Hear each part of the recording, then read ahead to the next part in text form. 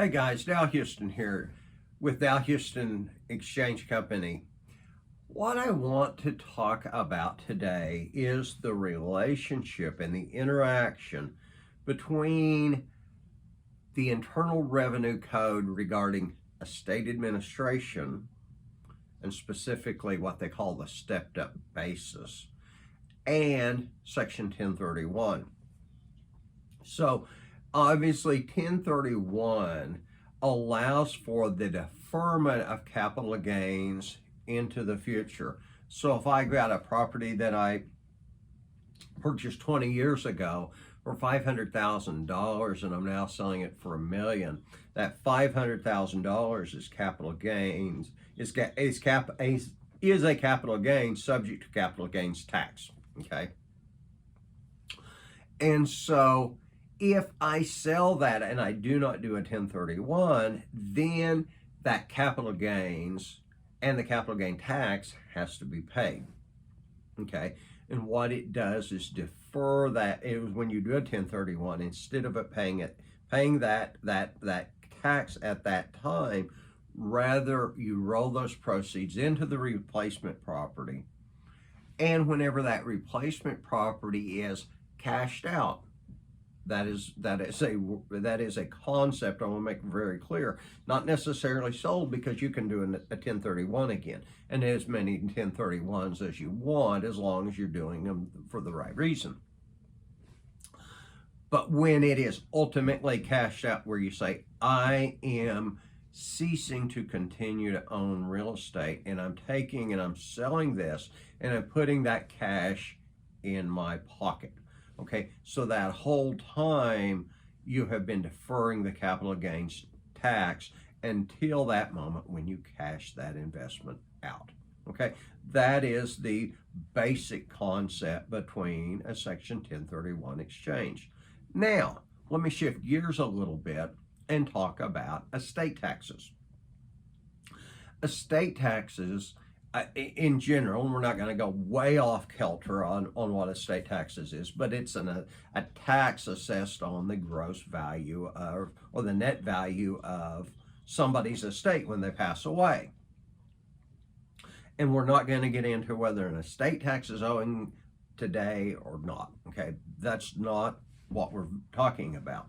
But one of the kind of subsidiary aspects of the estate tax laws is called the stepped up basis. Okay, so take for instance that I'm a real estate investor, and I bought a property for $500,000 20 years ago, and it's now worth $2 million today. Okay, if I sell that for $2 million today, I've got $1,500,000 of gain subject to estate tax.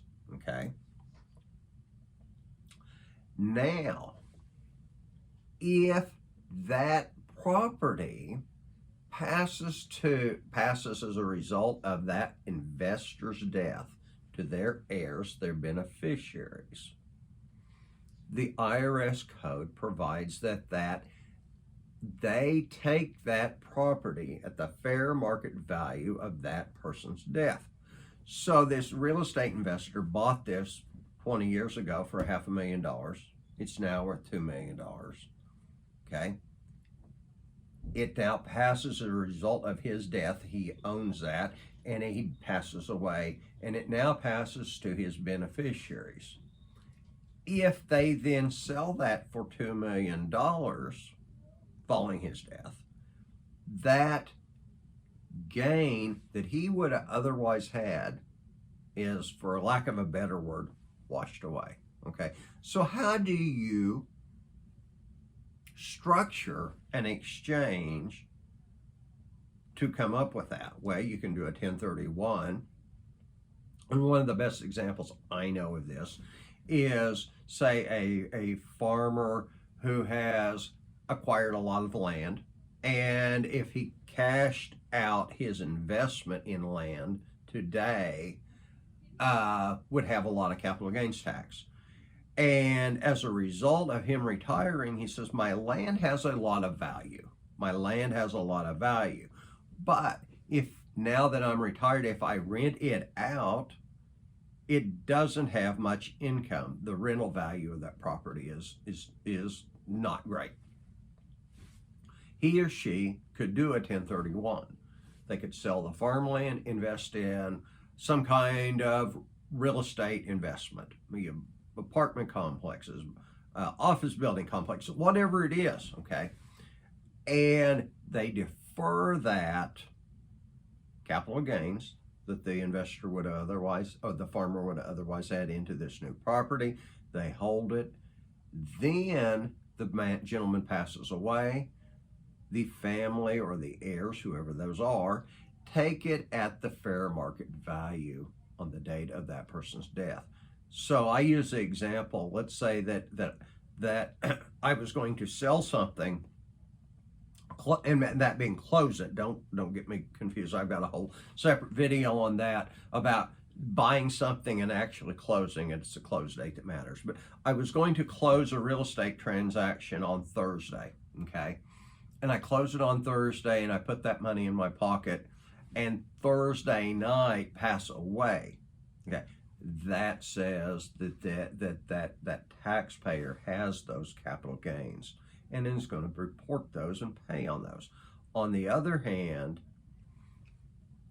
had the estate had the transaction going to close on Friday the next day, and that taxpayer die on Thursday night, but the estate goes ahead the following day and closes it, the estate taxes are gone, because again, they sold it for the fair market value on the date as a result of that taxpayer's death.